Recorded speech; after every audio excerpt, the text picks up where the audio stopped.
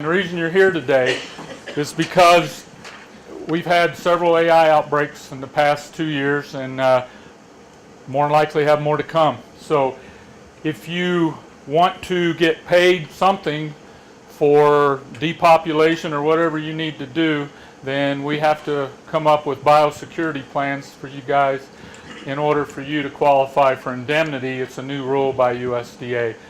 Bottom line is, it's become a serious disease. It's affecting a little bit of everything. You can see there chickens, turkeys, pheasants, quails, duck, geese, and any other birds.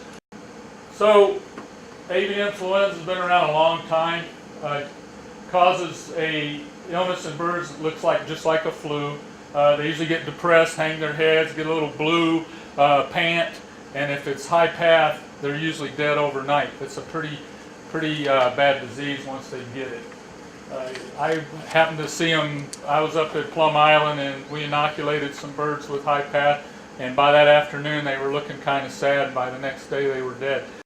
Again, the low path we usually see doesn't cause any illness. It's usually mild, and the problem is it mutates into high path.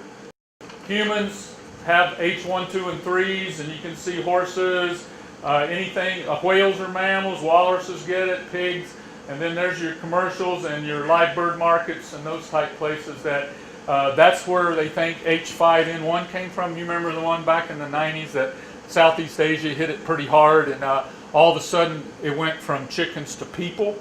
I think that was one of the first times we had it going to people. So H5N1 became a human problem as well as a bird problem. Okay, so here's the indemnity rule, and owners and contractors need to provide a statement that they had a biosecurity plan in place at the time HPAI was detected in their facilities to get any indemnity at all, if there's any indemnity left. Again, you can sign a statement that says you have a biosecurity plan. Odds are somebody's going to come and has to see it. So, the statement's not all you need. So that's why you're here today. This is last year's outbreak. So 48 million birds were put down.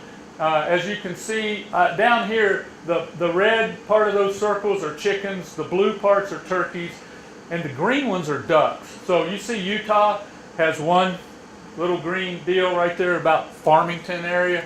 We found a positive wildlife duck with AI last year, about April, I think. Then we found one more in Davis County, so we had two high-path waterfowl ducks.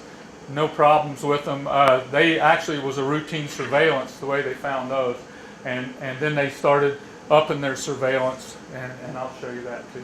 Here in Utah, the Division of Wildlife Resources got very aggressive in their surveillance program for waterfowl.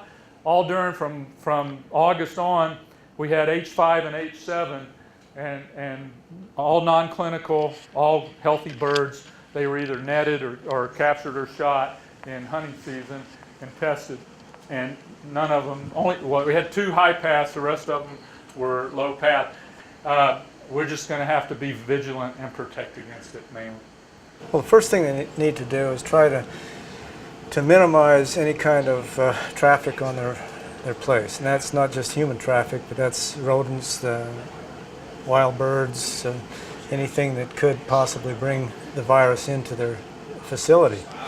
The other things that are really important is they have to have a plan as to what they do with the mortality, what they do with cleanup and disinfection processes, how they feed the birds and how they water them.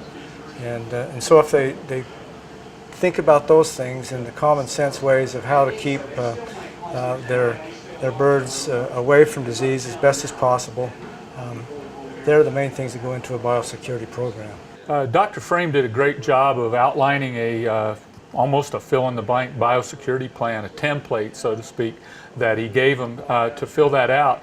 And if they do that and they follow through that would qualify for a biosecurity plan.